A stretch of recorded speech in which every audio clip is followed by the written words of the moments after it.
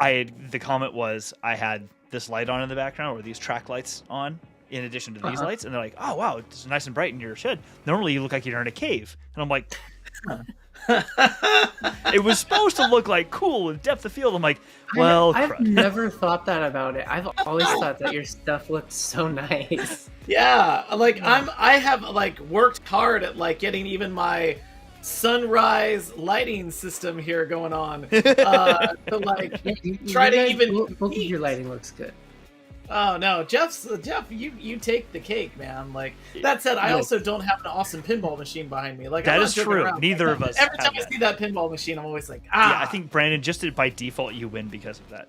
Yeah, I try. No, you also you also kind of win anyway because you run a comic book store. So like that's just that still sounds weird. It really does. Doesn't it? Yeah. It's awesome, but you're also like, wait, what now? Yeah, it's like, very bizarre. 100%, Brandon. If we come down there, it'd be great to just visit. But if you would like an employee for the day, I would not have a problem with that. If I could do like pull requests and also talk to people about comics, I would not have a problem with that. Oh, that sounds super fun. Yeah, we'll do something. We'll make it work this time. Ryan and I were. You will know where to find me. Ryan and I were joking that, like, okay, you know what we need to do? We need to take a road trip before the next time that our company goes down to Vegas. The two of us are gonna take a road trip and just go down to see you, and we'll come down and we'll do the Kessel. And you even mentioned, Brandon, we'll do the Kessel Chat from your store. Like, done. Yeah, done. So fun. Set up a table. I will break all of this stuff down and come down. It'll be fine. Yeah, that'd be awesome. Oh my gosh, it's so good to have you back here, Brandon. With Andor and like all this other stuff that's been going on lately, there's just so much goodness. I mean, I don't know if you both noticed it, but Brandon definitely did. But Monday, pretty sure it's Monday, is when Path of Deceit officially drops. Like, I know you have your early copy, you jerk. Yes. But like Path of Deceit and Phase 2 of the High Republic officially kicks off on Monday, which is it's super soon, and I'm not gonna be done with Path of Deceit in time, but I'm getting there. Yeah, I pre-ordered really like pretty much all the ones that they announced. Really, I pre-ordered them back in like the early part of this year, so it's like just been waiting for this to show up. I don't blame you. It is totally worth it. Like, yeah, the quality is just as good as the first era, if not. It's like a faster start in my opinion, but maybe it's because I'm already like familiar with the stuff. Yeah, that makes sense. Yes, we've got Path of Deceit on Monday, and then I don't remember. Is it Convergence comes out? I think in November. Convergence is November. I want to say it's either Monday or Wednesday. Quest for the Hidden City comes out, it's like a middle grade book, but I'm also just about finished with that, and it's fantastic. Oh, that's awesome. And most of these have been usually coming out with like an audio companion pretty close to the release date of the book itself too, which is what I found myself doing for most of the books. Is I bought them, and some of them I was able to sit and I like had the mental capacity to sit and like physically read them, but several of them I'm just gonna buy the audiobook because I can just get through that. I still have like the actual books right behind me here, but I am so excited. When does the first comic drop? Do you know? I want to say November. It's either late October or November, but there's a handful of comics because there's High Republic, there's High Republic Adventures, there's the Yoda comic, there's the Blade of I think it's called The Blade. The Blade. Oh, I had that image, the one cover image on my phone for a while from the Blade of Bardota. I'm like, oh, I can't. That's Porter Engel is going to be just. I cannot wait to see what that. He's so cool. So it's going to be amazing. Yeah, it's going to be fantastic. But tonight we are here to talk about. Oh, literally anything we want to. But tonight specifically, we're here to talk about Star Wars Andor that dropped, episode number 4 that dropped this week. So anyone watching right now, thanks for being here. We'll get into the show in a second, but this is going to be a lot of fun. And I was able to avoid the spoilers. Like people were not just, hey, I'm giving you my review, here's my spoilers for Andor, but more people saying, oh my gosh, did you see this Easter egg? I don't know what most people were talking about, but I know the Easter egg that I saw when I finally watched it. We'll get into that in a minute, but it was so subtle. They just it was almost a throwaway, the one that I saw, and I was like, wait, what now? I had to like rewind it a couple times to see. Wait, what did they just say? It was those. I know what you're talking about. Yeah. Yeah, and I think I know the official ones, but I think what you could be talking about too is those awesome Star Trek Easter eggs that made their way into this show. Lots of Star Trek Easter eggs. Oh, where's Rich? Where's Rich? Hopefully Rich is here because he's gonna need this. Oh, I'm not joking around. I got 3 of them. So I was like, these writers, they're always sneaking stuff in. Lieutenant Gorn. I don't think that was an accident. Yep. But yeah, I'm like super excited to talk about this. I came with notes. Me too. When we do these reviews of the episodes, it's always fun because we get to watch it and then I go, we all sit down and kind of take some notes. But I think this is gonna be a lot of fun. Right on. Definitely. By the way, Brandon, love your shirt. Awesome shirt. Oh, thank you. Yes, that is fantastic. Yeah, that's awesome. Yeah, I don't remember where it came from, but I really like it. It looks really good. I'm like, the fact that you can clearly see TIE fighters from this distance is like, wow, that is rad.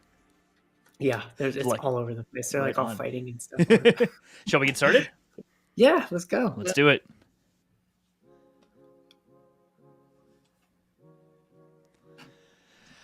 We're back. By the way, you two haven't seen this, but I changed up the look and feel just for Brandon tonight. Like we're trying out something totally new just for you, dude. Like this is so special. The new bar down here. I mean, you're back, dude. You're like next to. No, honestly, you're the first guest that we ever had on the show, and you've been on as a guest more than anyone else, which is fantastic. Kessel Chat All-Star. Yeah, dude. Yes, exactly. Wow, exactly. We gonna That's have awesome. a little trophy. I love doing this with you guys. It's so fun. Seriously, we love having you, man. It's just cool to get a chance to hang out with friends and talk. I mean, everyone, people who have been here before or watched the show sort of know the backstory. But the shortest version, when we started the show, I had this idea, and I did like a thing once. I did one recording. It was kind of fun, and I happened to mention in a conversation to Ryan because we had just started working together, but we knew each other. And I said, "Hey, would you like to talk about Star Wars?" And he's like, "Yes, but we're in the heart of the pandemic, so we can't, and we're only like an hour and a half away from each other, if even that. So we're like, we can't physically hang out. So this just became the way that we would hang out at least once a week, not work wise, but personally." We would hang out, and so the fact that you got to come join us in that too is really cool because it's basically just friends hanging out and talking about Star Wars, which is my favorite thing to do, right? It's like the perfect way to like get ready for Friday. Absolutely.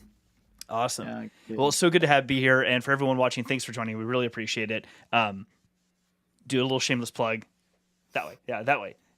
Subscribe. That'd be really cool if you'd like it. If you like the stuff, hit the likes and all the other things they tell you as a YouTuber. But yeah, tonight we're going to talk about Andor, episode 4 specifically. So hopefully everyone who's watching has seen 1, 2, and 3, and then specifically has seen 4. But I don't know if you've seen this yet, Brandon. Let's see if it works. There. Got the sound effect. That's useful. The sound Spoilers. Effect's great. This, not that we don't say it every time, but for everyone watching, there will be copious amounts of spoilers for Andor in general and episode 4. Yes. So if you haven't watched taking apart this episode in detail, like from open to close. So if you have not yet seen this, in fact, please like take the time now, be a part of our rewatch group that watches this time shifted. Again, hello replay crowd. But yeah, like we're gonna go through all of this episode. I think like point for point because this was a big pivot episode from the last 3. Like. This is I feel like the first 3 episodes were that opening chapter of the opening part of a 3-act play, and we're like definitely in the middle now. There's a brand new setup, there's a brand new storyline, brand new characters that are introduced, stakes are higher. I really like where this is going. I'm very excited about that. Okay, so let's opening question. For both of you. Mm-hmm. Brandon, you go first. My opening question for you both to get this started is, how are you liking the change? First off, the opening, like how the show opens initially, the crawl, so to speak. But how are you liking that they kind of change the music up every time? And then what did you think about the music this time? I like it. I like 100% like it. I just think I could go on a whole rant about the tone of this show compared to most Star Wars projects, but I think it contributes to it a lot. And like a really constructive way. I like it. So I'm gonna keep it simple at that for now. Go for it, Ryan. You too. I like complexity. And I feel like they're showing that in every episode. Every episode is adding to the complexity of this story. I don't like things that are unduly like wall of story, wall of sound kind of things. I kind of like the fact that they're introducing complexity, complications. Like I said, raising the stakes, and that's in everything from how the show opens to the characterization to even like some of the actors that come on now, like that we have not seen in the last 3 episodes that I would have loved to have seen earlier. But it's like it's just these little inches up. It's like it's like tightening it up, tightening it up, tightening it up. But Jeff, what do you think? So Ryan and you and I talked about this for episode 1, but like for the first episode, it very much felt to me like 2001: A Space Odyssey. Like not just the Yes. the planet turning, but then the sound that came along with it. That like the first thing that came to mind. I really thought we were about to see the intro to that Kubrick film. This one I like because you could still hear a through line of the same sound that's being played for each time. So like there's something familiar about it, but the drums, this percussion background, I really liked because it created that sort of it's like this interesting sound effect or sound that like story element that's portrayed with music where like we're not in the heart of a conflict yet, but we're on the precipice of it. And so like the sound is calm, but the subtle percussion in the background makes it feel like we're about to be on the edge of something really big. And I really like that because that's exactly what happened in the episode is he starts dipping his toe in Andor starts dipping his toe in the water of like, there is something much bigger and many more things that are much bigger than your little world and your little life that you're leading. And I really like how they kind of get you ready for what you're about to see. Oh yeah, it's a tension builder for sure. Yeah, that's exactly what I felt like. Rising tension, but I mean that's this whole episode. Like and again, like you just get this feeling like the suspense is starting to go up. You know, Jeff, we've been kicking around in previous episodes. Like I kept saying, like, oh yeah, like this is going to be a political thriller, and those first 3 episodes weren't. Like it was very different. It was very much like felt very much like City of God kind of things. Like it felt like, or The Wire. That's what I remember. Like, oh, this is like The Wire. And now I was wrong, Jeff. I'd actually classify this as something I had not anticipated, which is there is like a political thriller element, but it had all the tropes and even the music and everything was a spy thriller. And I was like, oh, why didn't I like expect this? Yeah. And that's like a genre of movie that I already love. So this has been great. This has been great. Like from the go, even with the little drum, it's raising those stakes, making adding that suspense. I'm not gonna lie, Jeff. I made a list of everything that I kept noticing was from other things that added to the ingredients of making this great. I love that. You're very prepared. I forget the right things. I just watched it actually like an hour ago because I was at work all day, so I just watched it. But I love that. Oh no, it's good to come in fresh. A couple of episodes that we've done this. Like I remember I came in without any notes, and then we went and we would focus in on still like these awesome things, and I was like most of the stuff I know we're not going to be able to cover. Like it's just that there was so much depth to this. Like I'm sorry if it sounds like I love this show, but I love this show. This is not one of those like middle of the road kind of like, I don't know, I hope it turns out better. Like no, from the go I've been liking this show. Yeah, I absolutely love it. I'm totally on board with you there. Like I didn't get to talk with you guys about the first 3 episodes, but it was totally justified that those 3 released together, I think, because to me it felt like a movie. It felt like a movie that was the first part of a trilogy. And it's just every step of the way. It's like it's so much more serious. It's so much more complex and deep than a lot of other Star Wars projects. It doesn't seem like it's trying to be like a fun popcorn show, like a lot of other stuff. It's like there's a lot of moments where I was like, "Whoa, they did that in Star Wars! Like they did that in a Disney Plus Star Wars show." Mm-hmm. It's really really good so far. It's they're definitely aiming it at a more mature audience, at adults, and not so much. Like I always picture like a 10-year-old watching this and having the best time ever, but it is so good. Yeah, I totally agree with you on that. I love the I've used the word raw before, but I like it's almost like a exposed nerve. Like there's something there's something sort of like on edge about the show at all times that, like you said, like a young kid might enjoy watching a show and wouldn't really understand those things. And honestly, I think that it might be end up being lost on a younger person, like a preteen or whatever, because there's some cultural and life experience background that if you have it when you watch the show, the things feel more emotional. And I think if you didn't have that experience, if you weren't old enough, it just may be lost on you, and the show probably wouldn't be quite as enjoyable. But there's something like a raw nerve about the show overall, and specifically this episode when we kind of open and they just jump right onto the ship with what is Stellan Skarsgård's character's name? I can't. Luthen. Luthen. Thank you. So when Cassian is on the ship with Luthen, and they jump to hyperspace, and they're interacting with each other. Something I observed, or at least I picked up on between the two of them, I'm curious if you two did, is as Andor is talking about, Andor is obviously, you used the word last time, Ryan, of like desperation. Like everything he's doing is almost like an act of desperation. Like he's almost like falling into situations and just trying to like run. He's leaning forward. He's just trying to run fast enough not to fall over. Like that's what it feels like. And so it's almost like he's trying to do that in this enclosed space of a ship. That's how he's behaving. And he's like, it's almost like a wave.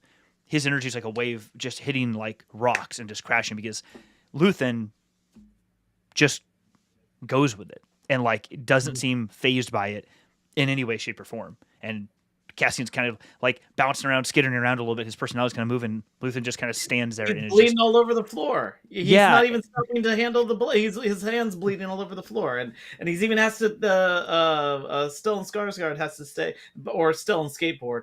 If you type it in, that's autocorrect. He tells him, "Hey, you're bleeding all over my ship."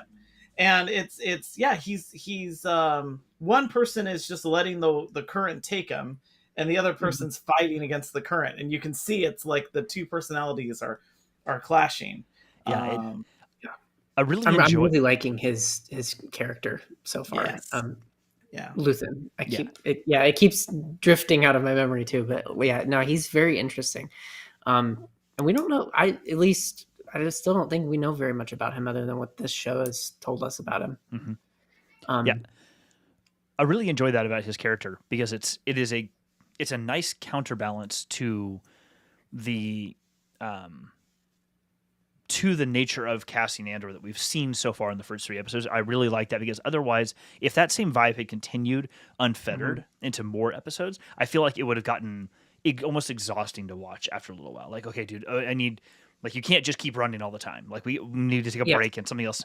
But having this other character instantly changed up the dynamic. I don't know if you guys got this, but something I noticed, or I kind of felt when they got to the planet, whatever planet, I forget what the name of the planet is, that Cassian agrees to go to with Luthen for this robbery they're going to perform.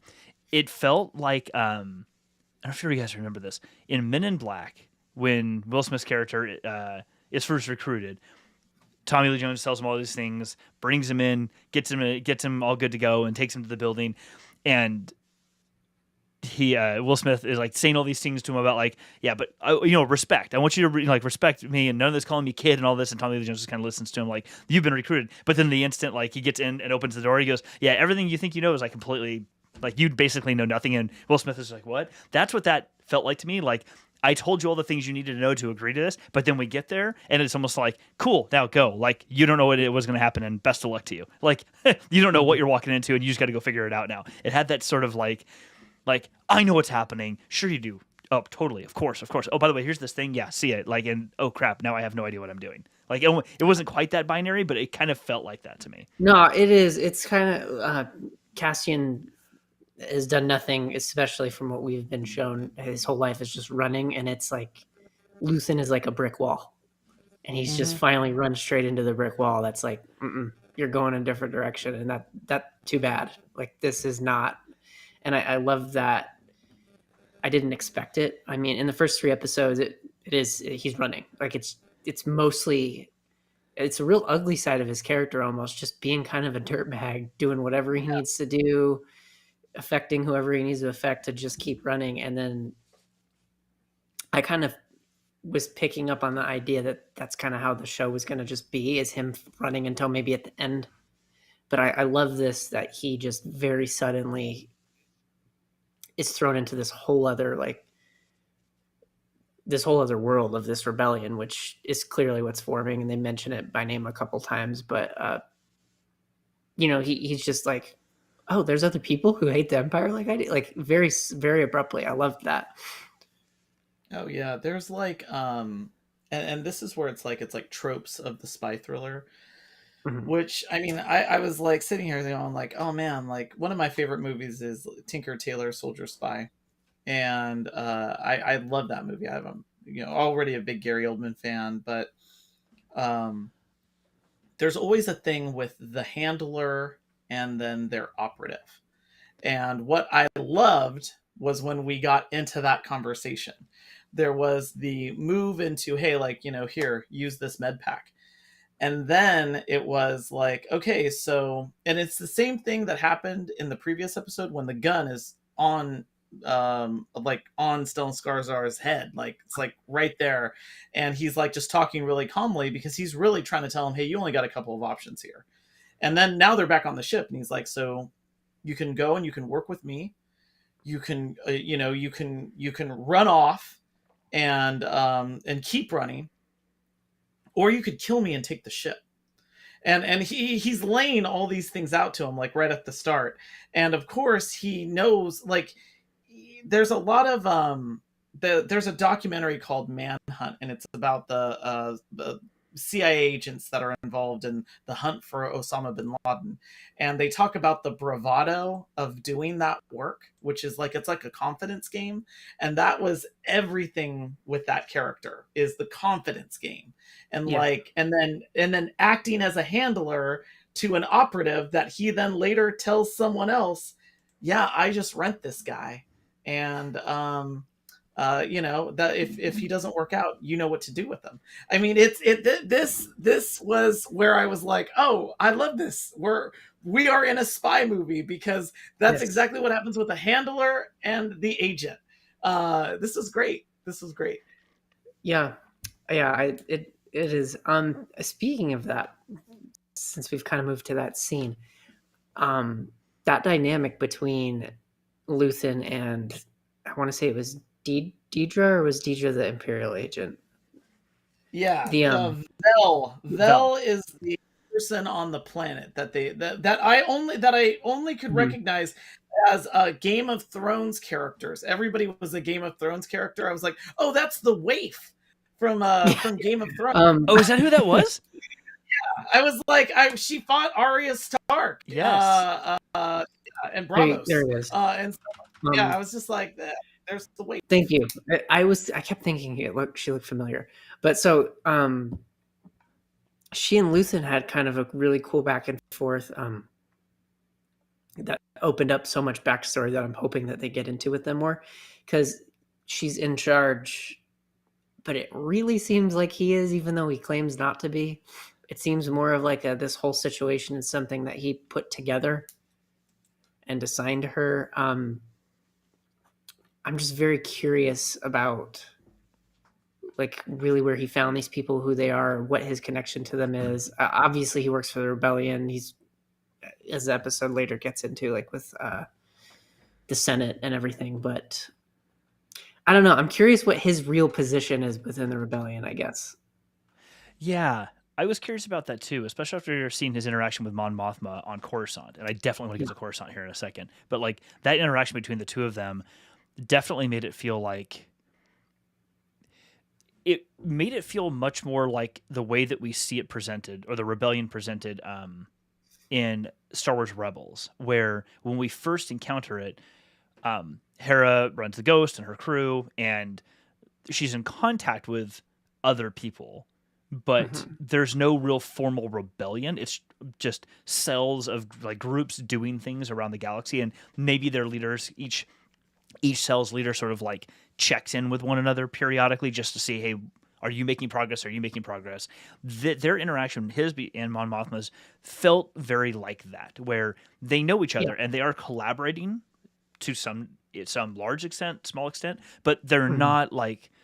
I didn't get the sense that they are partners necessarily, because the way that he described it to her was like, well, if I don't get money from you, then I'm just going to have to go get something else to do because I still got to get this done. So if you're not going to help me, I'm going to go do this thing. She's like, I'm going to help you, but just calm down, dude. And he's like, I can't. We got to get like, so that didn't strike me as in like, I worked for you or we're direct partners in this. It felt like we know of each other and we coordinate a little bit, but we're still doing different things. Yeah, there were a lot of moments like that where I feel like there was intentionally, but very unclear power structures. Like, who really is pulling the strings for these acts of rebellion? Who is he? Like, how high up does it go? Because first we're led to think he's this buyer, and then suddenly, actually, no, he's going to take cash in, and then actually, he really works closely with this group of these people going to do this thing. Then suddenly he's in Coruscant and he's talking to Mon Mothma, who's a high up senator, but kind of like it's not as if he works for her. So it just keeps, they keep giving these little threads to pull on. Like how far up has this already been seeded into the government and into the empire? Like, how we eventually, of course, come to know that, like, because we've seen the original trilogy, but like it's interesting watching those threads start to be created. Yeah, I totally agree. I did like because in most of like spy thrillers, and even in like Star Trek Deep Space Nine, they talk a lot about, obviously, you have to have your cells separated from any type of main, like if one cell's captured, they can't give up names that they don't know, right? And so I liked how everything was distributed. Like, there isn't a central power structure, because that's how things start like this. They start in whispers and in back rooms, and we're already on Coruscant. And so I'll call out another trope of spy thrillers is the secondhand shop. Secondhand shops always pop up in spy thrillers, because I don't know why. It's because the collectors collect more. They collect information, right? They don't just collect stuff, they collect information. And I was thinking of all of these movies like The Day of the Jackal or Patriot Games, where a secondhand shop is like the meeting place for a lot of these things. And it's also because you could just walk right in there and you're just like a consumer, and really you're trading in information. I loved all of that. I loved the tradecraft, if I'm using that term properly, the costuming, how he kept changing his costume and his mannerisms and how he was acting. And even when he walks her into the back, I honestly wasn't ready for how quick of a heel turn he would do to, are you with me or are you not? Yeah. I even loved he's talking to Cassian and he says, what's your name? And it's like, my name is Clem. Good, you're going to be Clem for the next 5 days. It's like all of this is very Tinker Tailor Soldier Spy. Like all of this is I loved that. I love the little elements of this, because of exactly what you said, Brandon. It sets up a lot of threads that as you start pulling, it opens up more and more and more. This was a great setting of the table type episode for a lot of things that I can't wait to see. Yeah, I'm actually kind of curious in that after the interaction happens with Mon Mothma and Luthen in the shop, in the like antiquity shop or whatever. After that interaction happens, when Mon Mothma gets back to her own apartment and runs into her husband, and her husband's setting the table for a dinner party, it says the names, like it says some of the names that are coming to the party. I was half expecting her to still have a front with him. Like, I'm going to hold a front with him because he's not actually part of the things that I'm doing. But her her response to him was very interesting to me. That like these people hate me. You know, the Grand Vizier and all these other, you know, like those people who are invited to this thing, they hate me. They don't like me. And that he's like, he's kind of just like, oh, just grow up. Like they're fine. They're my friends. Of course my friends can come over. And she's, I don't know, that whole interaction was very interesting to me. Like their relationship is not that great of a relationship is what it seems. Yeah, I'm very interested to know why we're learning about her marriage and her relationship, because that's something that has really never been discussed ever. Yeah. We don't, you know, she's been in a lot of projects, but I'm curious if maybe, I don't know, like that's just yet another setup though. Like you guys were saying, that her husband is, who knows right now, but it's very interesting to see maybe what he'll end up being tied to in the long run. That's a good point, because when you bring a character like that into a show at this point in the story, there's a reason for it. They don't just do this typically for like, oh, cool, we'll just throw it in there so you see it. There's a reason that conflict occurred. Yeah, I'd be very interested to find out like if he's going to be part of a problem for her. I don't know. This is another. I wonder. Oh yeah, please. Sorry, go ahead. No, that's not. I was just saying, like, I really wonder what the purpose is. It's just like in the, you know, the first 3 episodes. Gosh, I can't remember. Oh, Bix. Bix's like boyfriend Tim. Never would have thought he would just turn on them that fast. And then, you know, now he's gone. But I'm wondering if it's that sort of a situation, or if maybe she finds out he's kind of an Imperial sympathizer type. Like he's clearly seems to be a little bit already, but no, I liked that a lot. There's just so many relationships they set up in one episode. It's really cool. It strikes me as almost I like that. I like the one thread you talked about where like maybe he's an Imperial sympathizer. It strikes me a little bit as in that interaction between in the Kenobi show between Bail and his wife's cousin, when that guy makes some comments and Bail said, you know, there's people starving. He goes, oh, Bail, I didn't come here for your bleeding heart. I came here to eat your food.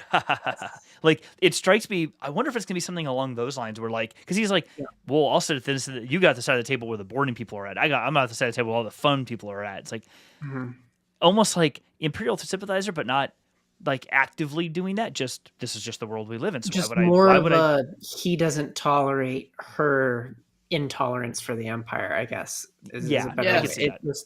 It seems like it's a very well known thing that she's been vocal against. That's kind of, it seems like they were just alluding to that she's already in her position been extremely vocal against the Empire. Yeah, I could see that. Yeah, and that he knew that, and that he knew what he was doing. I liked watching it, but I was like, you jerk. No, because he knew what he was doing. Because she even said like, you know, I get your message. I know what you're doing. And he's basically forcing her hand to be like, we're inviting these people into our home. And this is another like kind of cool element of again, like a lot of really great this is where like the suspense is rising, because political thrillers like this really sell when it's not just your professional life that's at risk, it's your personal life, and maybe it's your family, but it's even worse if it's like a division in your household. And this is where I actually started, that was like one of my favorite scenes, because one, that made Mon Mothma like a legitimate real person. Like she's got like she's got a husband and they fight. She isn't just someone who's like, many Bothans died to deliver us this information. Like she's got so much more depth now that she's trying to balance what she's trying to do in her career, because she's even saying like, these people hate, they're trying to stop all the things that I'm doing. She's trying to balance this stuff with the rebellion, with I want to bring in this outsider, maybe that's Bail Organa. I want to, and then she's dealing with a rebellion, with this division in her home. And we talked a little bit about this in the early episodes, Jeff, which I think a function of the dark times is how you kind of it's the slow backslide into like fascism. Like Mm-hmm. it doesn't just happen overnight, and Yeah. the whole nature of it even happening in your household, husband and wife, brother, sister, like these divisions that can occur. I really enjoyed that because I felt like this is what's real, and that's I think what's great about Andor. It's that it's a hyper personal drama Mhm. at all costs. Like everybody's got skin in the game, and everybody has something to lose, and they all keep talking about it. Mm-hmm. Like Yeah. they're all. It's my neck that's going to be in your hands, or when Mon Mothma says it'll be me that goes down first, or like everybody's got skin in the game, and it just keeps the tension just keeps ratcheting up. But yeah, I loved that scene, and that's what he was literally setting the table. And I thought, yeah, like oh, this is what this episode is. I have a question for both of you. Okay. I loved the production design of this. I loved Yeah. Mon Mothma's 1970s Buick that landed. I liked the sound design of everything. I Mhm. liked the ship that they're flying in right at the start. Was there anything that you all liked about just the production, the look of things?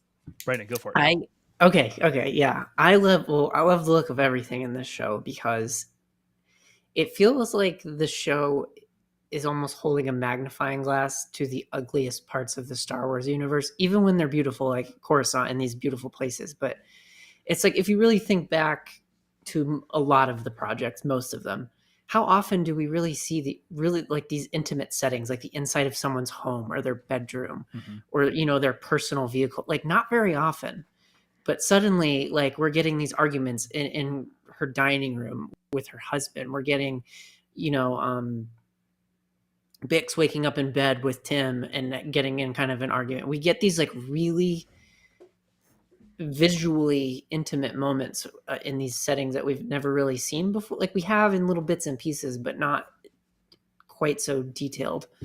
Um, I love that we see these really close shots of people really walking in these massive structures in Coruscant because like in the prequel trilogy, we see Coruscant, we know it's full of big buildings, but they're always flying around it or in the temple. But suddenly, like what's his name, Cyril, Mm-hmm. the Cyril. Yeah, that guy. Yeah. Cyril. Yeah. We see him walking like alone in this vast empty like apartment building into this dingy little door, and he finds and it's just something visually about that. It makes Coruscant and places like it feel way more real than a lot of other projects Mm-hmm. have, because you're just it's like a magnifying glass. Like I've seen the vastness of Star Wars in every project. I've seen the planets and the big wide shots, but now we're seeing like these just little snippets of people's real lives and the sacrifices that they're making, and in their personal relationships and in their homes. And like I don't know, I love visually what they're doing with like those cues. Yeah. I noticed that specifically. I mean, about a lot of the places, but I noticed it specifically with Coruscant. And I love that you called out that scene where Cyril lands, stoic face because he's realizing what he's going to have to do, and you almost kind of guess what's going to happen. But when it does happen, when he sees his mom, goes to his mom's apartment, like, oh, he went home, because it's almost like the young kid went out and tried the world and failed, and now has to go back home with mom. Yeah. And the fact that his mom slaps him right off the bat, like, oh, there's more here. But Yes. I'm with you that, like, first the flyover of the cityscape of Coruscant from above, like straight looking down. I liked that because you're right. We've never seen a shot like that of Coruscant. It made me feel like you're looking at the, like, Ryan, on your TV when the Apple TV screensaver comes on and like an overhead shot of like London or New York City. It kind of felt like that. But something else I really noticed about Coruscant, to kind of get to your question, Ryan, is it looked, to a degree, bright and cheery.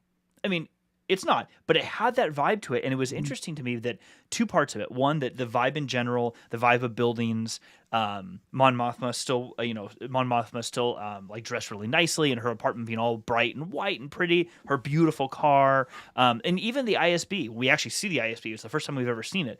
Even it didn't look nearly as intimidating as I would have expected. And even the way they describe it, like in the Thrawn books, as almost like this big monolithic kind of building, I think like NSA style building, it doesn't look quite like that. It's intimidating, but it's not even quite menacing yet. And I found that really interesting because the way it felt to me is like, to your point, Ryan, it's this like slow slide into the darker parts of the Empire that we learn later on. There's still a Senate. They still operate, even if it feels, since most people know it's under a guise, it's not really effective, but it's still there. Like, this is almost more like the polish on top of the turd, so to speak. That's a terrible phrase, but like it almost had that polish everywhere. Right. Yeah, to make people living there still feel like you're still in something that happened before. This is just a new government. It's no big deal. But over time, it will become less of that. But it's still at this point in the timeline feels like everything's fine. You can just go about your daily life, except for the people who realize it,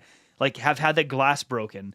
Other than them, like everyone else, oh, it probably looks fine. Like, I found that, yeah. So to your point, Ryan, I love the set design specifically and how they design, like it really invokes certain emotions. Switching over to the planet that Cassian's on when he gets with Vel and goes to that camp. Did y'all notice the AK-47s that they're holding? I'm curious about that. Yeah, I was know. too. I was like, wait, that's an AK. It doesn't have the brown stock, but that's an AK. But one of the things that triggered me, I don't know if this is why they did it, but it's because they're supposed to be sort of like pretending to be natives who are like herders or whatever else, or that maybe what they're doing is trying to make them in character by having not a typical blaster, but has something that feels more like militia based or whatever to protect themselves. I don't know, but yeah, I like that they're changing the scenes up so much as part of the storytelling. So we're seeing several different styles of, to your point, Brandon, environments that people live in. Like we've seen the planet that he was on previously, and it looked grungy and dingy and all that type of stuff. But then we go to this really beautiful, like the rolling hills of Scotland someplace, and they're living like in a yurt type farm. But then we go to this crystal clear, beautiful, pristine looking Coruscant, all within a couple minutes of each other. And I thought that was really interesting. I think so too.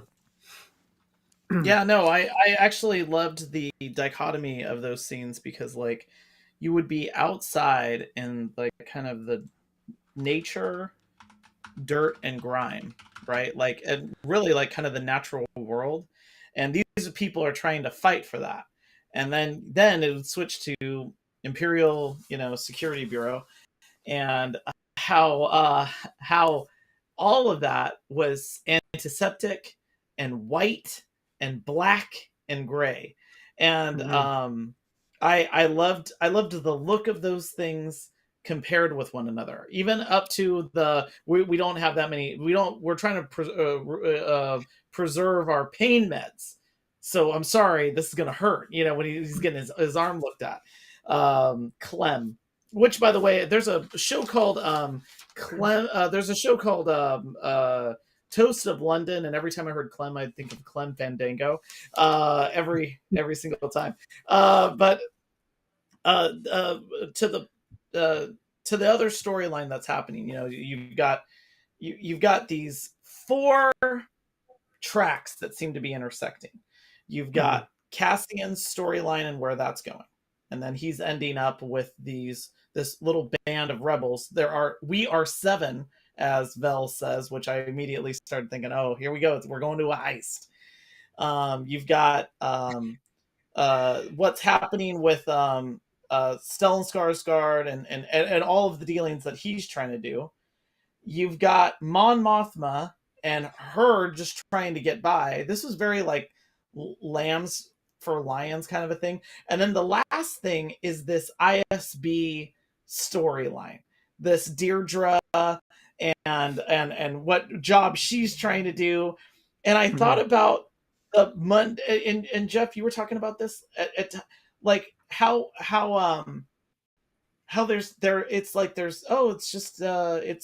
nothing there, or like it's the mundane bureaucracy of fascism.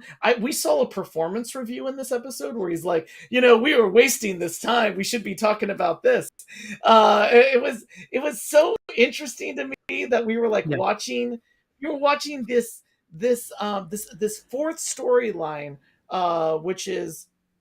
which I'm sure Cyril will intersect with, which is this like bureaucracy of the security bureau. Mhm. Like the bureaucracy of oh, hey, you did a good job with your quotas. I mean, I was sitting there going like, this is ridiculous. This is so silly, and they're taking it so seriously. Like everything is Yeah. so serious. And I liked it a lot though. I yeah, I liked love. that Oh no, a lot. I loved that. Because Okay, that's exactly cool. what I mean. Okay. No, It- I mean it's silly how that bureaucracy is so important to make systems like Mhm. this work. Like, oh, you Yes. did good on your quotas. It shows a really weird side of fascism and just any kind of oppressive system where like the bad guys they're not just the guys on the front line with the gun. They're not just the stormtroopers and Darth Vader. It's also these guys like making sure people meet their quotas on hurting people and oppressing people. Yes. That little speech he gives, I think how you talked about like the slow decline into a really fascist government where he's like, what do we do here? And everybody kind of answers him wrong. And he's like, we're healthcare providers. We find the virus and we seek it out and we get rid of it and we cure it. And we find these little viruses, no matter how big or small, before the virus has spread. And it's like, that's how that stuff starts. Like that's them, that's them silencing people and trying to snuff out these problems before they become a rebellion, before they become these big things. Like the big evil people it's not the people just piloting the Death Star. It's also these people who are trying to prevent it from ever even getting to that point. And I love that. And I love how lifeless like the ISB is. Like it's very clean and sharp, but there's no life. No, And I don't know. All of that together is just very like imagery is super dystopian. I love it. Yeah, I thoroughly enjoyed that little speech about the healthcare providers. It was one of my favorite things. What just dawned on me is, you have to do two things in that fascist regime to get the bulk of people to support what you're doing, because they have to do it almost not blindly. They have to accept what they're doing, but you need them to kind of.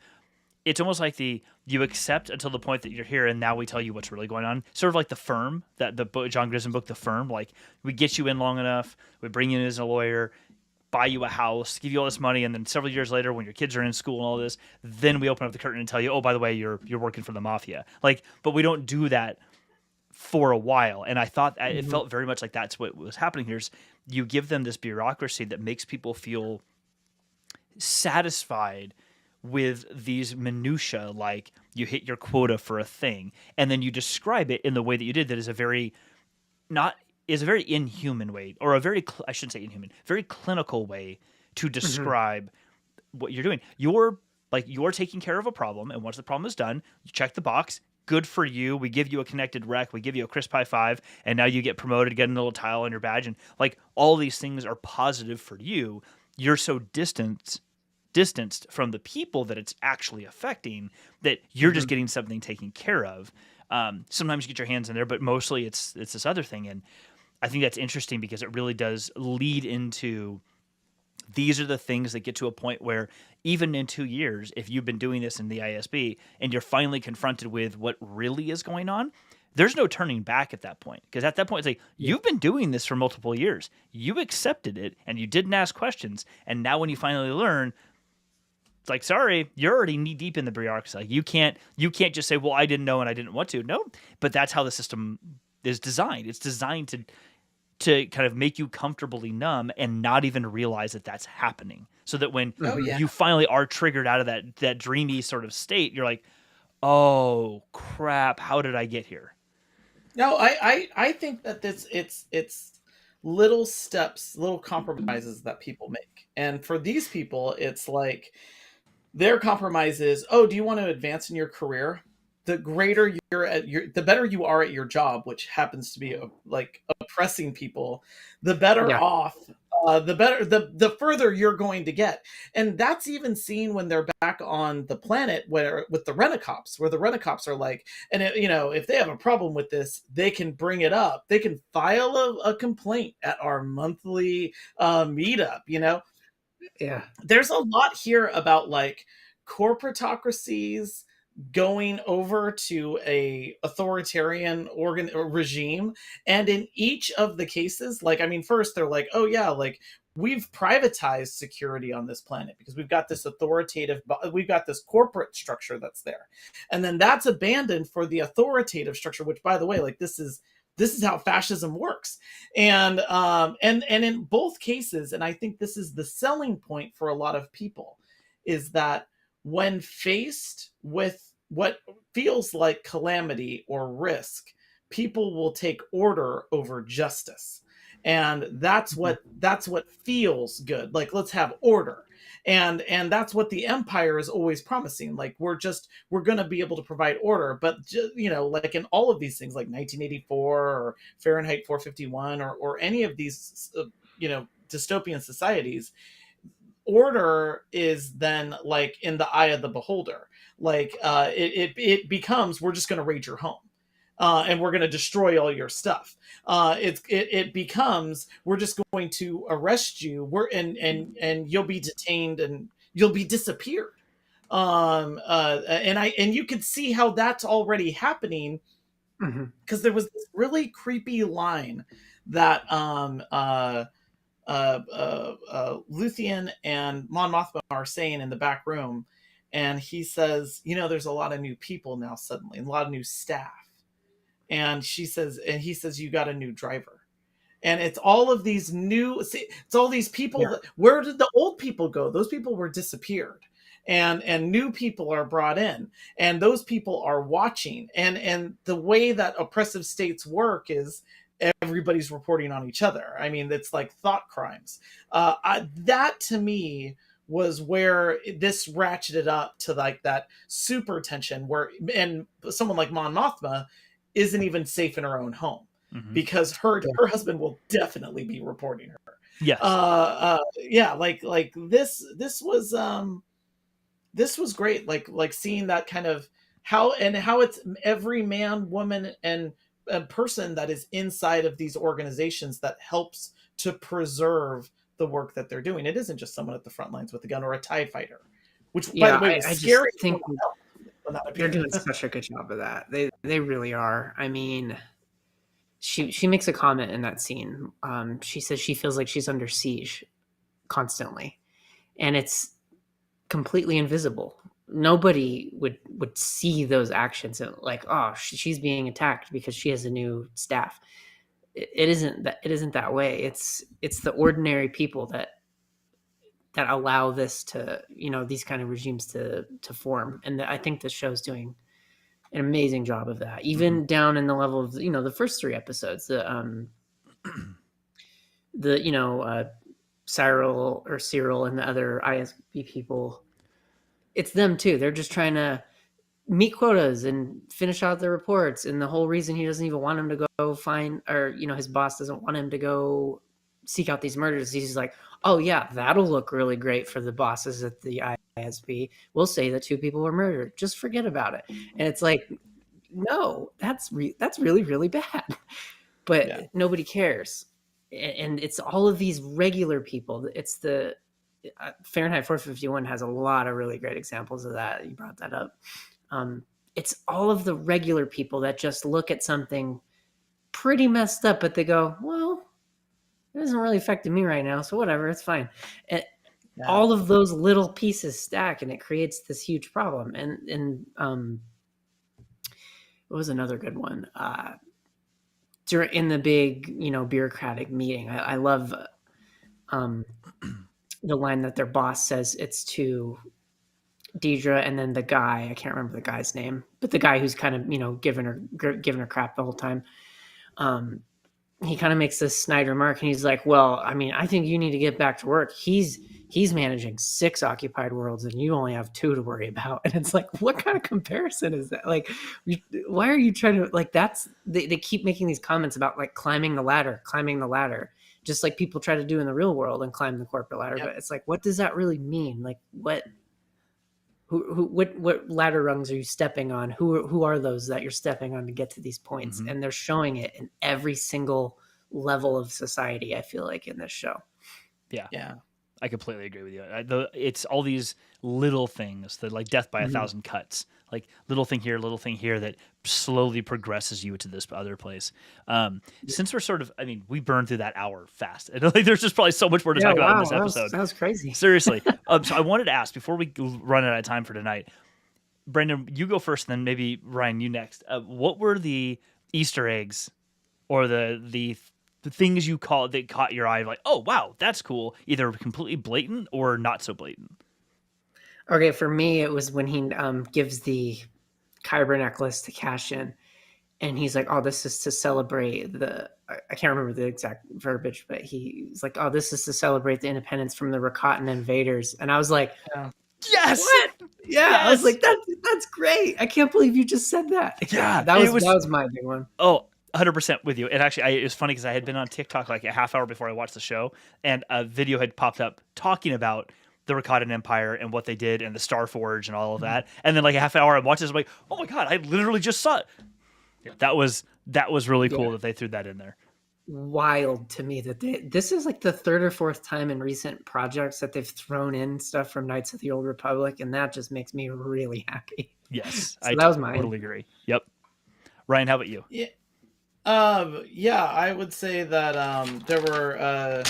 there was a reference to Utapau, which was in the original draft of Star Wars when it was called, I think, The Star Wars, and it was like an Utapau, like it was that sword that he holds up. It was a weapon while Mon Mothma's like going through the secondhand shop. I loved that. The reference, I always like anytime that there's a callback like that, I thought that was really cool. But Perrin is the name of Mon Mothma's husband, and that's also the name of Spock's Sarek's second wife, which I thought was like strange, and I was gonna let that one go, but then literally I think it's like the next scene you meet Lieutenant Gorn. And I was like, come on, man, those are Star Trek names. Perrin, Gorn, come on. It's got to be on purpose. There's no way. Yeah. Like, but yeah, I loved that. Those were like little bits of things. But I will say that I think my favorite thing is just that two things was this isn't like Easter eggs, but I loved that 1970s Buick that lands. Like I was like, that's like that's a land yacht right there. And then I loved how freaky that TIE fighter was that pops out. Yes. When she's like, get down, put in, and they get down and put, and then the TIE fighter just screams by. Yeah. I thought that was like so great, like because you don't normally see TIE fighters like that, and it's that freaky of a sound. Yeah, that was awesome. But Perrin and Gorn, come on, Star Trek. It was pretty good. Yep. I was with you. The same thing as you, Brendan. The ricotta. Like I had to pause it and was like, "Wait, what now?" I was blown away. I'm like, "Oh my gosh, please bring more of this." And I was seeing in my mind like, I want more nuggets like that. Mm-hmm. On the flip side, I also don't think they need to. I don't feel like they need to do anything with it. Like, cool that you mentioned it, but it doesn't need to be like, okay, now it's a thread you got to pull. You got to go talk about the Rakatan Empire someplace in the Star. Like, we don't need to. Like, it can just be a thing that's like, we acknowledge it's a thing and it existed 10,000 years ago or whatever, some long time ago. But you don't need to do an offshoot. Don't need to spin up a whole thing. Like, it can just be a thing that is mentioned. I hope they keep it like that. I hope they keep it to things like, this is part of our history and we're going to acknowledge it, but we don't have to do anything else with it because it's not playing. Yeah. It's not playing into the story we're telling today, and may not play into any story that we're planning in the future anyway. Mm-hmm. Yeah, I like that it makes it real again, in canon. Yeah, that does enough for me. Like if one day they decide to use that or the other little things they throw us, that's great, but also I'm perfectly fine with it, just being what it is, like just being like, oh, that's so cool. Even in canon Star Wars that happened. Like I love those little nuggets of information for sure. Totally. Yeah, it adds dimension. It adds like it pulls the universe together when it's not like siloed stories that all seem to be happening in the universe, but they all seem interconnected. Mandalorian did that really well, with like references to Life Day. Like that happens in I think the first scene of the first episode. The guy says like, "I was hoping to get home for Life Day this year," and I was like, I love that. And we didn't need to have any more than that. It can just be like these really cool little things that are dropped in. Yeah, so I totally agree. Yeah, this has been awesome. I can't believe we blew through that hour. I looked up a second ago. I'm like, oh my god! Like it has literally been 56 minutes. This is wild. But Brandon, dude, thank you so much for being back here, man. It's always a blast when you come on. I have the best time. Seriously, I freaking love talking about Star Wars with you guys. It's such a good time. It's fantastic. Well, listen, thanks everyone for joining. We really appreciate it. If you haven't subscribed before, please subscribe to that way. I always remember which way I have to point. That way. We love it. Join us we're here every week, 9 p.m. or catch us on Team Replay, whatever. But Brandon, dude, thanks again for being here. It's been awesome. Ryan, it's good to see you, dude. And we're gonna be out of here. We'll see y'all next week with more Andor, of course. Yes. Cheers, everybody. Bye, everybody.